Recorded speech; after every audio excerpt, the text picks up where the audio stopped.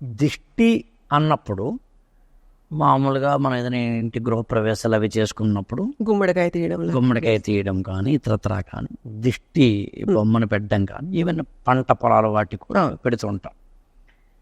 ఒకేసారి 100 మందో 50 మందో 500 మందో ఒక చోట గుమిగూడినప్పుడు ఎనర్జీ ఫ్లేరప్ అయ్యి అందరూ ఒకేసారి అరే బాగుంది భలే బాగుంది అనే క్రమంలోంచి మానవ సహజ గుణమైన అసూయ ఒకటి లోపల తెలియకుండా వచ్చి, ఇది రామాయణంలో చెప్పబడింది కాబట్టి ఈ అసూయ లోపల నుంచి మానవుడికి కళ్ళల్లోంచో వాక్కులోంచో బయటకు వచ్చి అది నెగిటివ్ ఎనర్జీ అయ్యి అది దిష్టిగా అవుతుంది. ఇంద్రియాలే మెయిన్ ఛానల్ అండి.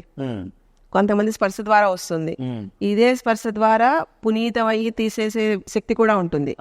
ఇదే కళ్ళతోటి ప్రశాంతంగా ఇప్పుడు ఒక యోగిని చూడండి, ఒక ఋషిని చూడండి, లేకపోతే ఒక ఫీల్డ్లో ఒక 20 ఏళ్ళు ఉన్నప్పుడు ఆ కళ ఏదైతే ఉంటుందో వాళ్ళని చూడండి, ఇట్ లిఫ్ట్స్ యూ అప్ కదా. అలాగే వెన్ యూ స్మెల్, కొంతమంది దగ్గర ఒక స్మెల్ ద్వారా చెప్పేయచ్చు, ఒకలాంటి దివ్య పరిమళం వస్తూ ఉంటుంది. ఇవన్నీ ఎనర్జీ ఎన్హాన్సర్స్.